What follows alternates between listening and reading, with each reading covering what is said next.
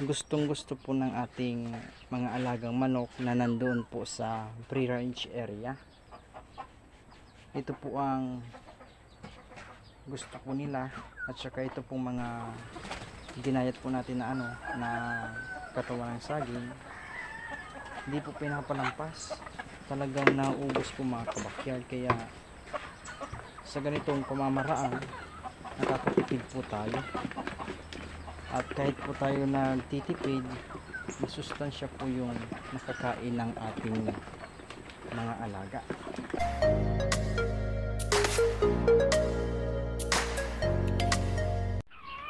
Mapagpalang araw po mga kabakyard, welcome sa isa na namang episode ng Backyard Farming. Ngayon po mga kabakyard, gagawa po tayo ng patuka ng ating mga alaga. Meron na po tayong ginayat na katawan ng saging at darak po mga kabakyard. Ito po mga kabakyard yung ginayat nating katawan ng saging, at ito po yung darak, then tubig po. Hahaluin lang po natin ng bahagya.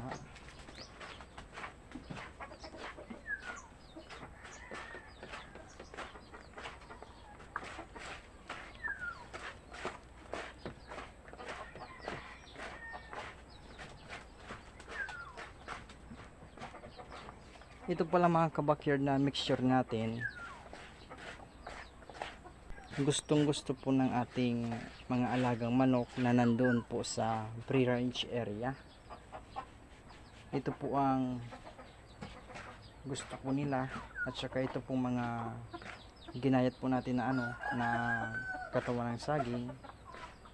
Hindi po pinapalampas, talagang nauubos po mga kabakyard. Kaya sa ganitong pamamaraan nakakatipid po tayo, at kahit po tayo nagtitipid, masustansya po yung nakakain ng ating mga alaga.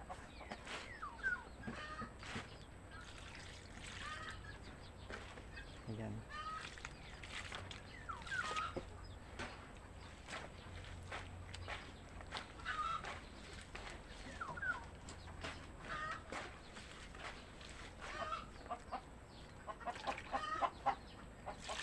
Ubusin na po natin.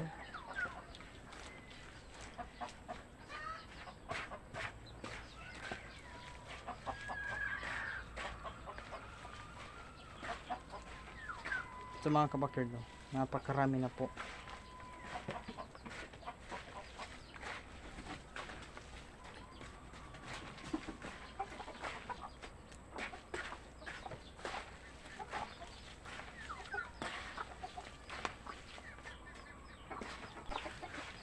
Kung ang ipapakain po natin sa ating mga alaga pure feeds, magagastusan po tayo ng malaki.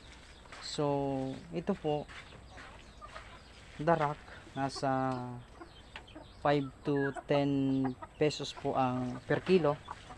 So dito po mas nakakatipid po tayo. Kung tayo naman po may magandang trabaho, may napagkukunan po ng pera, maganda po ang feeds, kasi mas maganda po ang napuproduce po nila na itlog, at saka maganda po, malalaki. So ito po, ang ating pamamaraan po is organic po. Di man gaano kalakihan ang ating mga alaga, at saka yung itlog po na maintain po natin, gawa ng ang pinapainom po natin is egg 1,000. So sa quality po ng karne, dun po parang native po ang lasa ng ating heritage chickens. Pwede na po ito.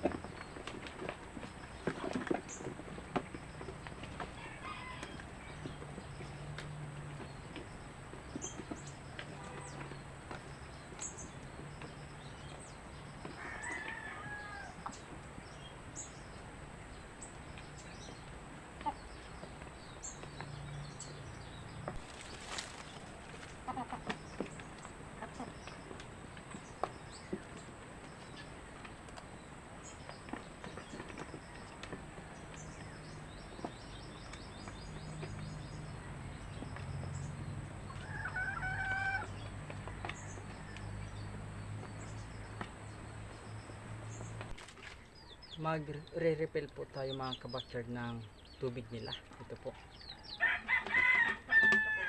Bali na ugasan ko na po ito. Yan. Ito po. Hindi na naalis. Ito po mga kabakyard, may egg 1,000 na po yan. So ito po is di po sponsor. Ayan. Tayo po ang bumili. Tutubigan na po natin.